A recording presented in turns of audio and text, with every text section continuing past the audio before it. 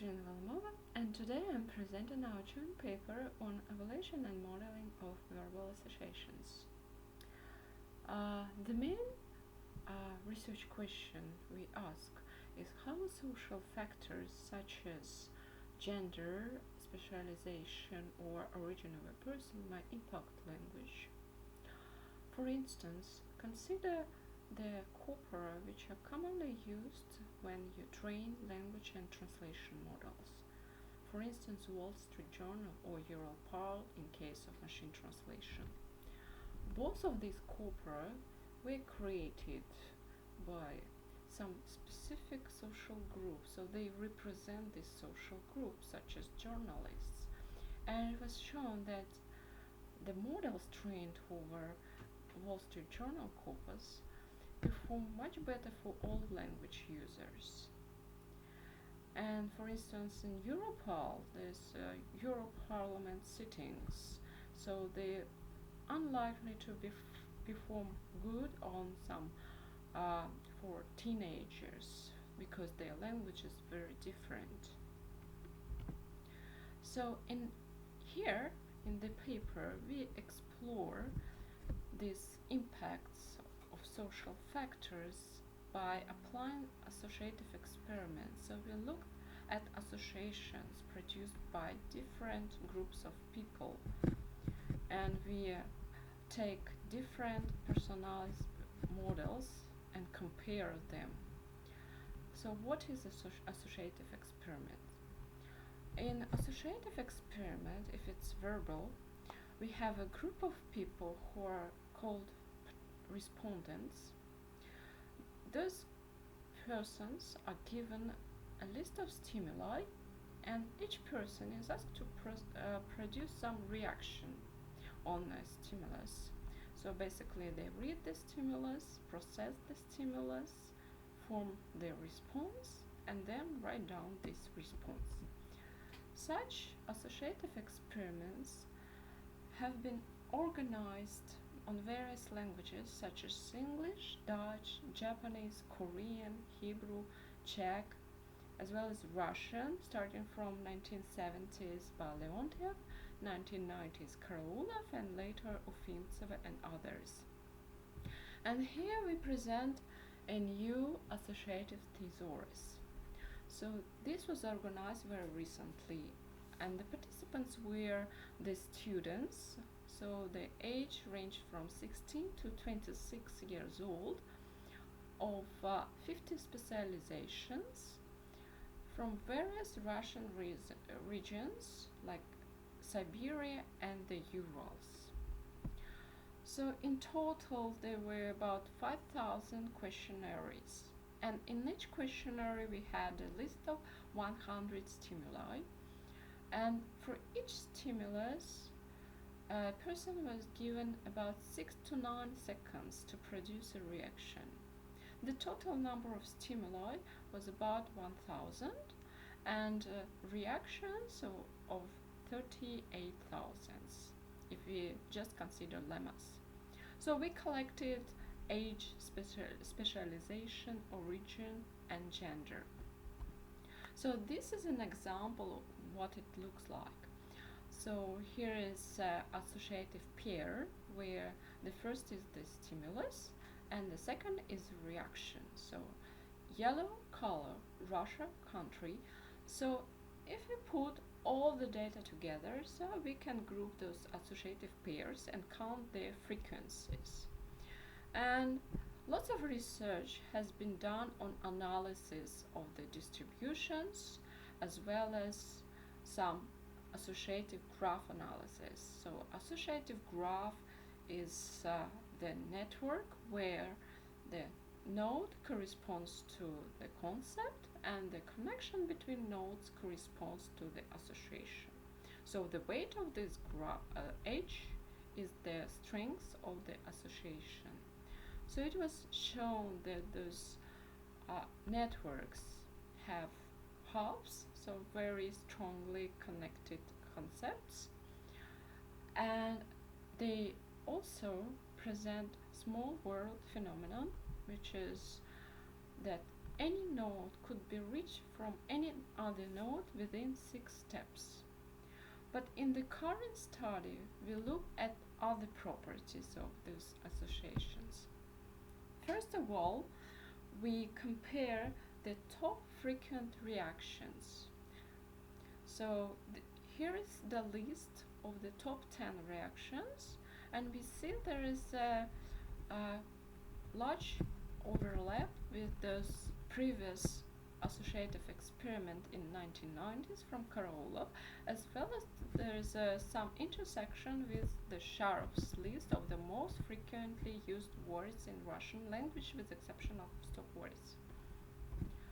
Then we looked at two types of relations. On one hand, we had syntagmatic relations, so we analyzed n-grams. On the other hand, we had paradigmatic relations, so we analyzed the semantic relations between the associations. Here is an example of what has been done. So we have an association pair, and for each pair we look for the corresponding n-gram in the corpus and its frequency. And we also look for some semantic relations, if there are, between them. So for instance, for Russian country, we find that it has hyponymy relation and some n-gram frequency. So we took all this data and analyzed how different it is across social groups.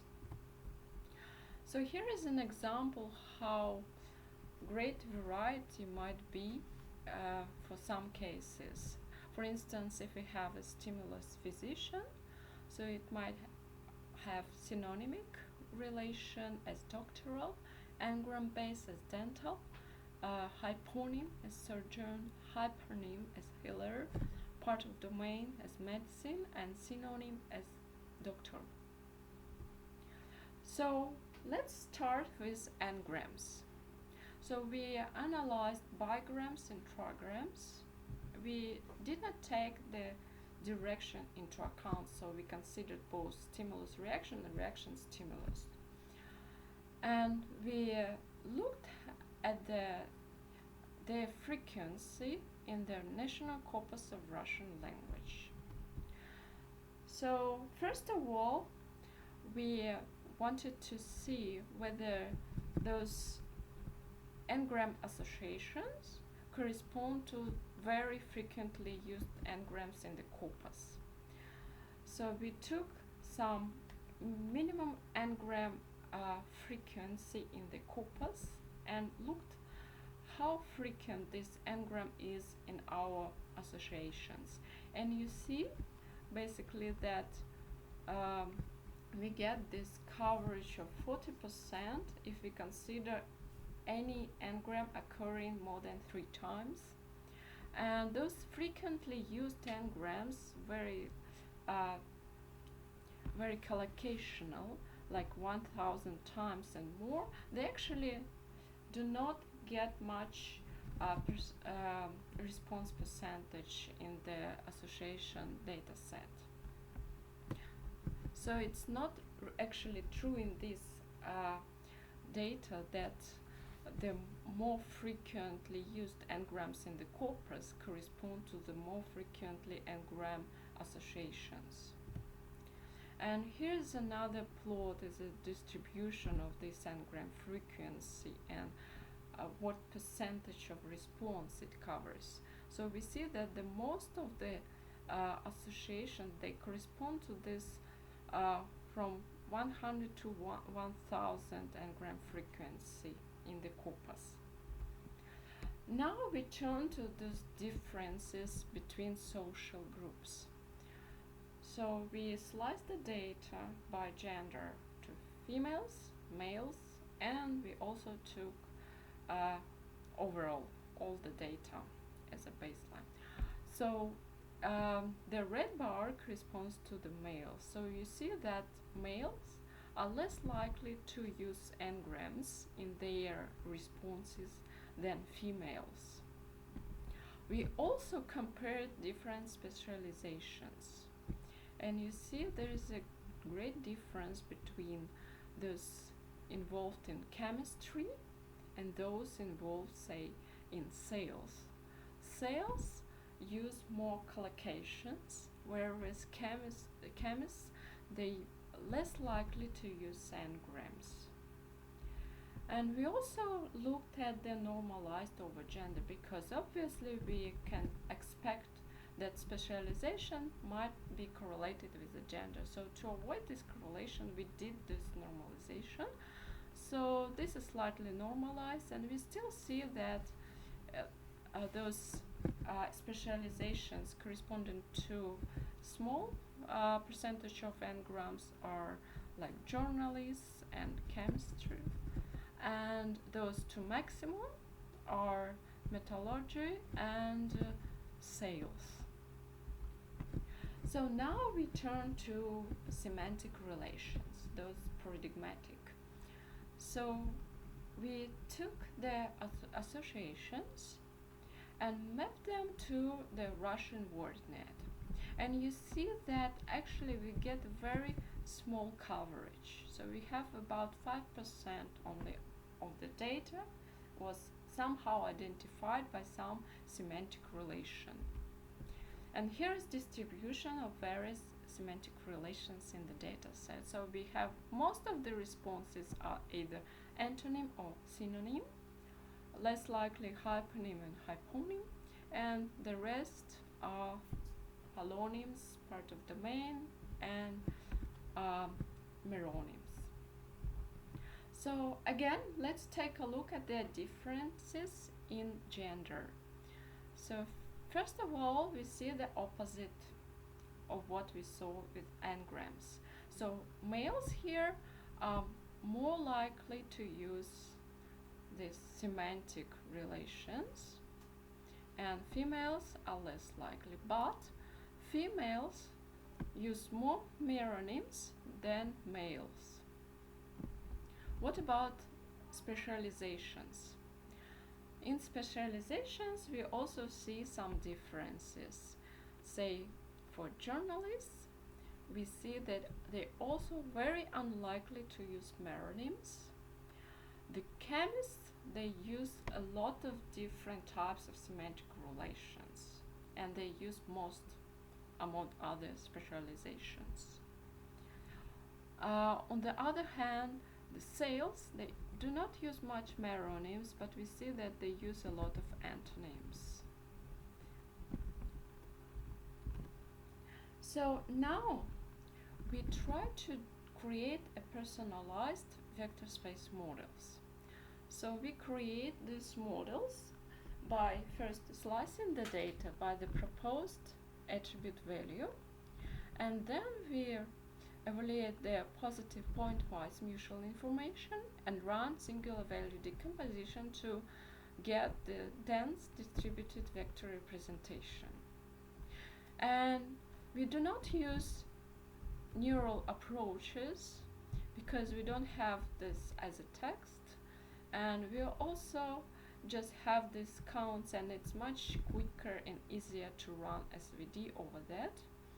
And it was previously shown that this SVD PPMI leads to the same results and the same quality of the vector representation as Word2Vec skip GRAND trained with negative sampling. So here's what we got.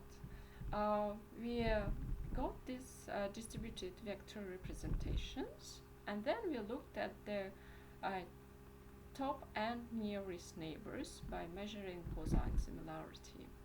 And first of all, here's a table for gender.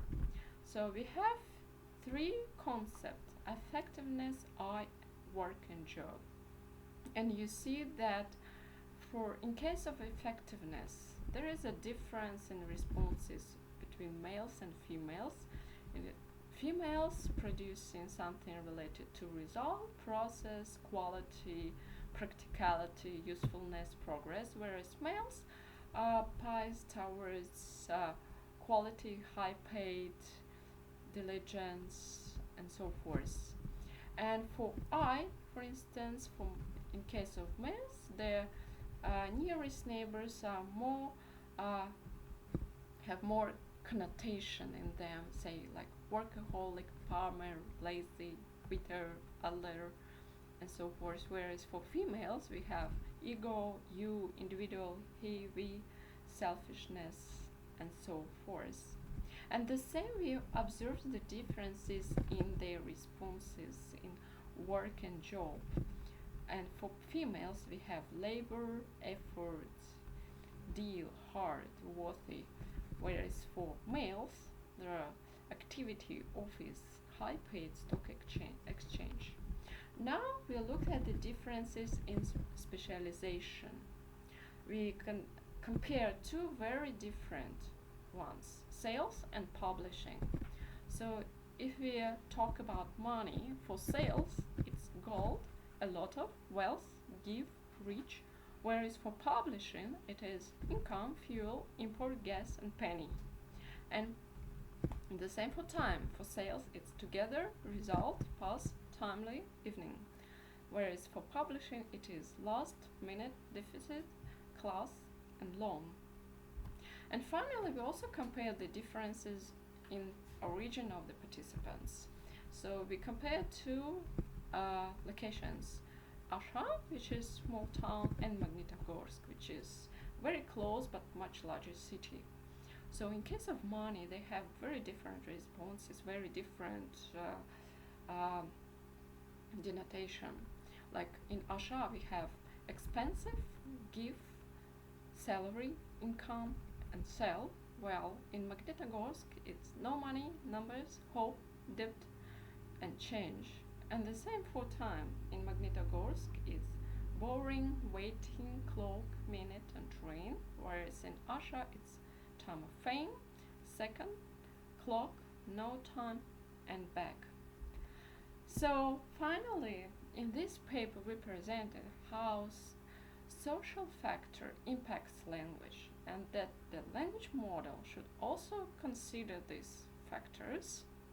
And we also presented a new data set and proposed gender specialization, location specific models. Thank you so much for your attention. We published this thesaurus, and you can follow the link to see it. And we also have the paper preprint on archive. Thank you again.